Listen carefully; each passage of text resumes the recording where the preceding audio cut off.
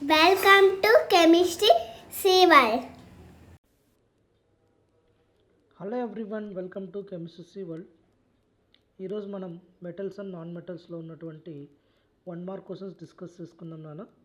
Okay, so మనం without wasting time we are going to be enter into the video.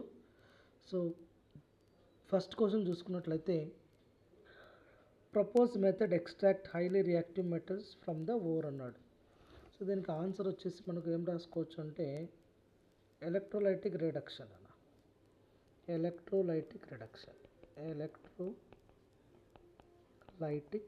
Reduction ఇది మనకు answer అన్నటువంటి. జనరల్గా electrolysis ప్రాసెస్లో మనము దీన్ని ఎక్స్ట్రాక్ట్ చేస్తాం. Next, why oxides of highly reactive metals cannot be reduced by the carbon. ఇక్కడ మోర్ అఫినిటీ టువర్డ్స్ ద, ఇది ఎలా ఎందుకు రెడ్యూస్ కావు అంటే generally metals are more affinity towards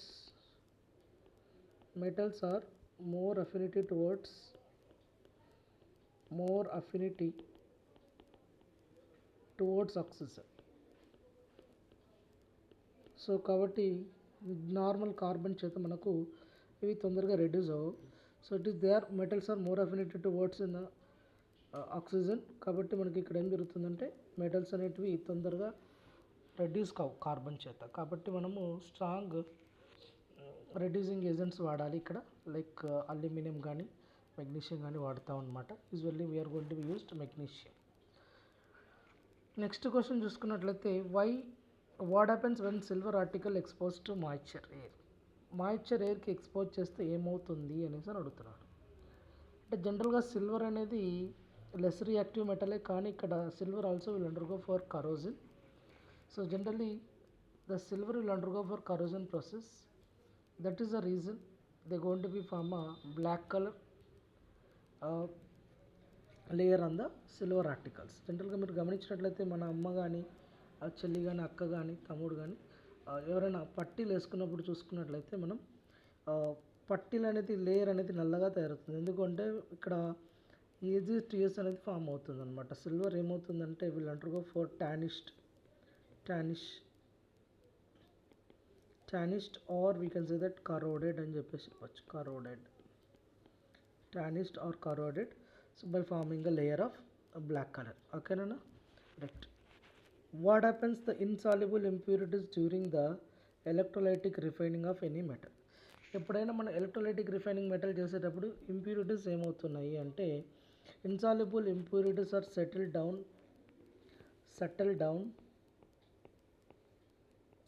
down nearby anode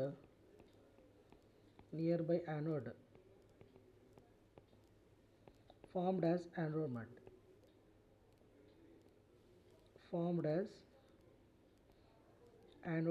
అంటే దీన్ని ఏమైనా పిలుస్తామంటే లాస్ట్కి మనం యానోడ్ మడ్ కింద కలిగిస్తాం అనమాట.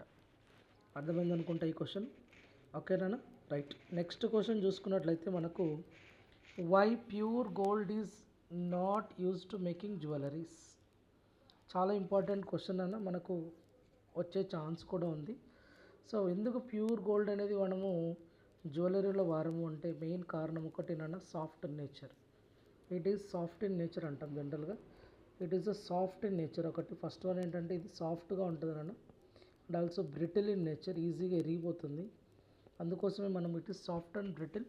So it is not going to be used directly in the jewelleries. అందుకే మనము వీటిని డైరెక్ట్గా వాడడం అనమాట. ఓకేనా? అర్థమవుతుంది అనుకుంటా. రైట్. సో నెక్స్ట్ వన్ చూసుకున్నట్లయితే మనకు what happens potassium and sodium if they are not kept open or why should we keep immersed in a kerosene? Generally potassium, sodium and they are highly reactive అనమాట. They are highly reactive metals. Generally they are highly reactive metals, so we should keep in a kerosene, or we should stored under kerosene, or we should not keep open. Means like why? Because when we keep open, the metals are going to be react vigorously and going to be form a they are going to vigorously and they are going to be catches fire sometimes. Okay, so that is very dangerous. That is the reason we are going to be potassium and sodium are going to be immersed in the kerosene. ఓకేనా? ఈ question అర్థమైంది అనుకుంటా. Next, why do ionic compounds of melting high melting and boiling points? ఎందుకు వాటికి high melting boiling point ఉంటుందంటే due to strong electrostatic force of attraction. Due to strong electrostatic force of attraction అనమాట. Force of attraction due to strong electrostatic force of attraction అని చెప్పేసి చెప్తున్నామమ్మ. Okay, right. Next question చూడండి. Name any metal, next 8th one కదమ్మా. What happens when magnesium is heated its ignition temperature? When we heated magnesium, what happened, Anna? When we heated magnesium, it going to be converted into what you can call white dazzling light, and it going to be forms a white color powder named as magnesium oxide. When we are going to be heat, it going to be forms a white dazzling light flame along with the magnesium oxide layer. Magnesium oxide powder, white magnesium powder అని చెప్పేసి చెప్తున్నాం. ఓకేనా? What happens when we heated magnesium ribbon its ignition temperature, so it going to be forms a white dazzling light along with magnesium oxide powder, white magnesium oxide powder. Right. 9th one చూసుకున్నట్లయితే name any one metal which displace the hydrogen from HNO3. జనరల్గా HNO3 అనేది strong oxidising agent అనమాట. Strong oxidising agent. So HNO3 అనేది strong oxidising agent కాబట్టి ఇది ఏమవుతుందంటే హైడ్రోజన్ని water కింద convert అవుతుంది అనమాట. హైడ్రోజన్ని వాటర్ కింద కన్వర్ట్ చేస్తుంది. సో HNO3 జనరల్గా హైడ్రోజన్ని లిబరేట్ చేయాలన్నా కానీ వెరీ ఫ్యూ మెటల్స్ అని చెప్తున్నాం. జనరల్గా మెగ్నీషియం అండ్ మ్యాంగనీస్ అనేటివి రియాక్ట్ జరిగి HNO3తో వెరీ డైల్యూట్ నైట్రిక్ యాసిడ్తో రియాక్ట్ చెంది అవి ఏమవుతున్నాయంటే మనకు హైడ్రోజన్ గ్యాస్ని లిబరేట్ చేస్తాయి అన్నమాట. హైడ్రోజన్ గ్యాస్ని లిబరేట్ చేస్తున్నాయి. But remaining metals they do not liberate hydrogen, but they are go for they going to go for what? They going to be form of what you can call water. So due to HNO3 is a strong oxidizing agent. HNO3 is a strong oxidizing agent, that's why it will be converted hydrogen into water. Okay, right? I understand. You hope you are going to be understand that, right? Next one, what happens the blue color of copper sulfate solution when we iron nail dipped in it? ఏమవుతుందమ్మా blue colour copper sulphate solution ఏమవుతుందంటే it turns into green colour faded.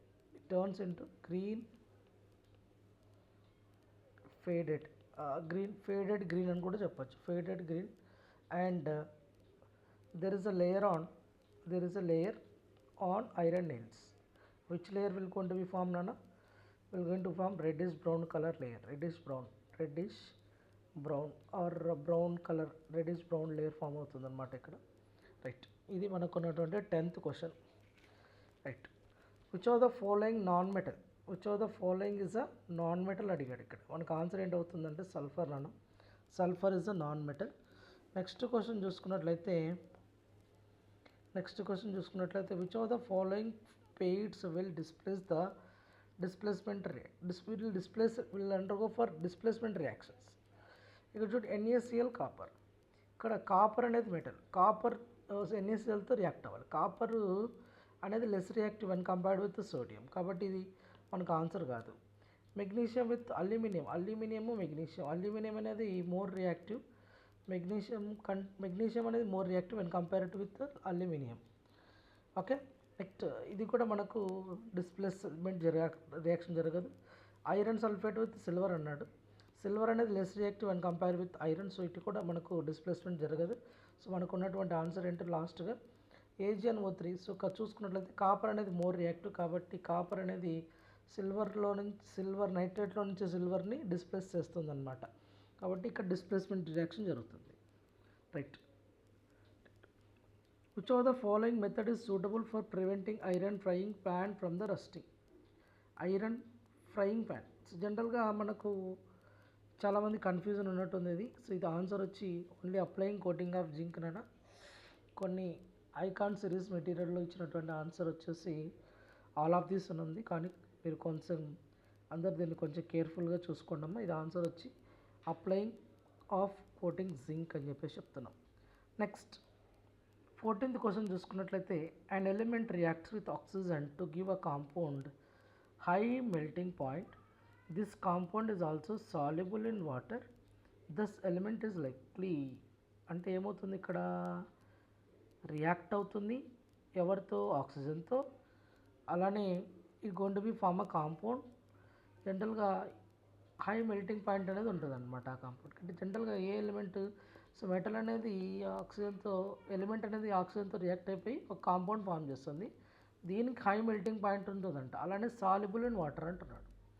జనరల్గా చూసుకున్నట్లయితే ఇక్కడ calcium ఇచ్చాడు, మీకు carbon ఇచ్చాడు, silicon ఇచ్చాడు, iron ఇచ్చాడు. సో ఇక్కడ జనరల్గా చూసుకున్నట్లయితే విచ్ హ్యావ్ మెటల్, ఇక్కడ మెటల్ రియాక్ట్ అవుతుంది. కాల్షియం కానీ ఐరన్ కానీ ఉంటుంది. Silicon non metal, carbon non metal. So ఈ రెండు కావునాడు. ఇక్కడ ఏమిచ్చాడు, ఇక్కడ సాల్యుబుల్ ఇన్ వాటర్ అన్నాడు. ఐరన్ ఆక్సైడ్ అనేది సాల్యుబుల్ ఇన్ వాటర్ కాదు కాబట్టి మనకి ఇక్కడ ఓన్లీ కాల్షియం ఆక్సైడ్. కాబట్టి మనకు ఆన్సర్ ఏమవుతుందంటే calcium oxide. Calcium react with oxygen going to be form calcium oxide and going to be have a high melting point. It going to be form ionic compound in between the calcium and oxygen. Right. Food cancer coated with the tin, not with the zinc, because zinc is more reactive than tin. Zinc is more reactive than tin. That is the reason we are going to be use that. So we'll go for second grade or level 2 rising stars, sorry shining stars. ఇక్కడ ఉన్నటువంటి 1 mark questions చూద్దాం.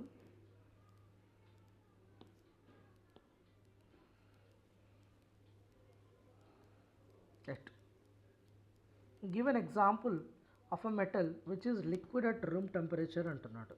So మెటల్కి liquid యొక్క room temperature దాని mercury అన్నాడు. Mercury is liquid room temperature. So give an example metal with cut with the knife అన్నాడు. అంటే sodium కానీ potassium కానీ మనం కట్ చేయొచ్చు. ఇది మనకు ఆన్సర్ అవుతుంది. Give an example metal which is the best conductor of heat. Which is the best conductor of heat అంటున్నాడు. ఇక్కడ ఆన్సర్ వచ్చేసి మనకు సిల్వర్ అవుతుందమ్మా. Silver is the best conductor of heat అన్న. Silver is the best conductor. Give an example which is a poor conductor of heat. The lead is going to be called poor conductor of heat. And lead is going to be called poor conductor. Write any physical property of metals. ఏదైనా physical property of metal రాయమంటారు. ఏమైనా రాయొచ్చు మనము. They are hard in nature, they are lustrous, they are malleable, they are ductile, they are sonorous, ఏమైనా రాసుకోవచ్చు మన ఇష్టం. What are amphoteric oxides? Amphoteric oxides అంటే ఏంటి? Amphoteric oxide nothing but the oxide which act as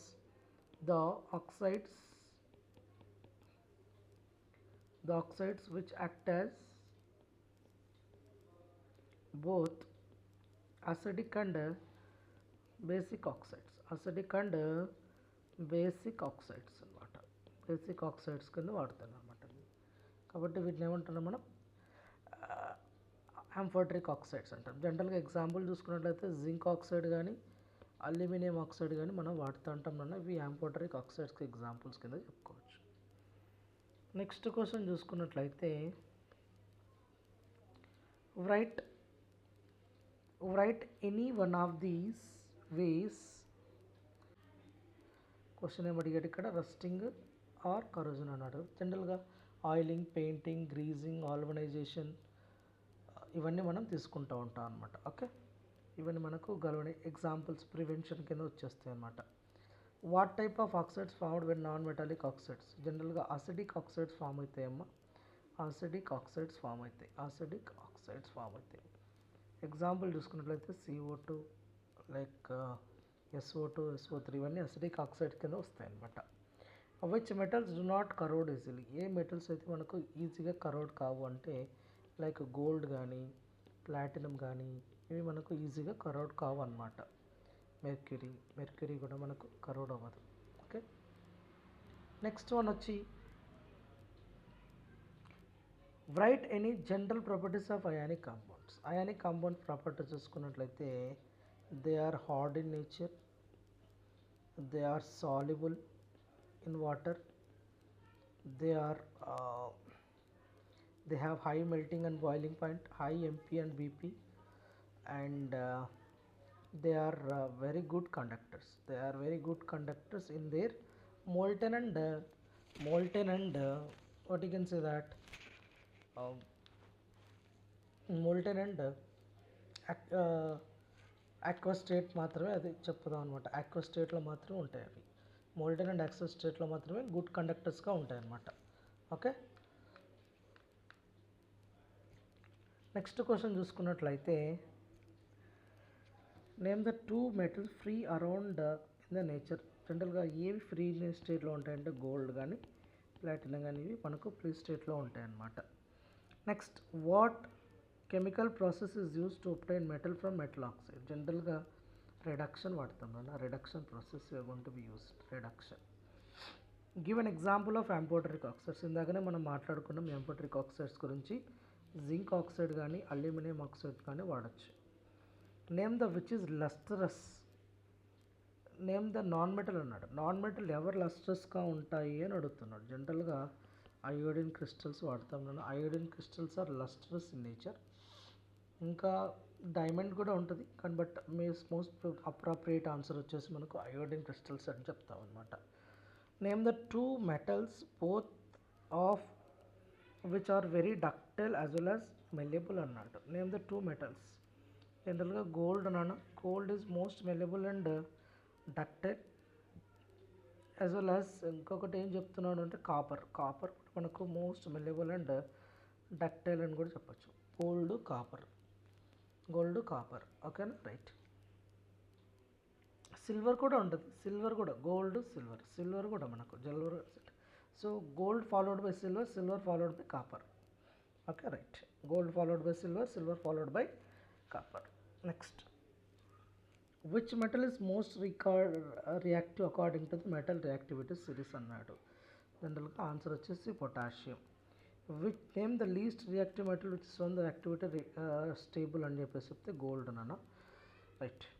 which are the following are not ionic compounds అన్నాడు. Ionic కాంపౌండ్స్కి జనరల్గా metal non metal ఉంటే సరిపోతుంది, కానీ అయానిక్ కాంపౌండ్స్కి మెటల్ నాన్ మెటల్ ఉండాలి. కాబట్టి ఇది మెటల్ నాన్ మెటల్ కాబట్టి అయానిక్, ఇవి రెండు నాన్ మెటల్ కాబట్టి అయానిక్ కాంపౌండ్ కాదు. ఇది మెటల్ నాన్ మెటల్ కాబట్టి metal ionic compound, metal non metal కాబట్టి ఇది కూడా కాదు. కాబట్టి 1 and 4 ఆన్సర్స్. ఇప్పుడు ఏమడిగాడు, ఆర్ నాట్ అయానిక్ కాంపౌండ్ అన్నాడు కాబట్టి 2 and 4 is the answer. Option C is the answer. నాన్న. ఆక్వారిజియా. సో చాలామంది కన్ఫ్యూజ్ అయ్యేటువంటి క్వశ్చన్ ఇది. ఆక్వారిజియా అనేది ఏంటంటే జనరల్గా 3:1 రేషియోలోనే ఉంటుంది, కానీ ఇక్కడ ఏ తీసుకోవాలి, కాన్సన్ట్రేటెడా లేకుంటే డైల్యూటెడా అని కన్ఫ్యూజ్ అవుతుంటారు. 3:1 కాన్సన్ట్రేటెడ్ తీసుకోవాలమ్మా. Concentrated hydrochloric acid as well as concentrated nitric acid తీసుకోవాలన్నమాట. సో బ్రాంజ్, ఇక్కడ స్పెల్లింగ్ తప్పించారమ్మా. Bronze is an alloy of copper and tin. Bronze is an alloy of copper and tin is the answer, right. ఇంకా brass కూడా ఉంటుంది మనకు. ఒకవేళ brass అడిగాడు అనుకోండి కాపర్ అండ్ జింక్ అని చెప్పొచ్చు.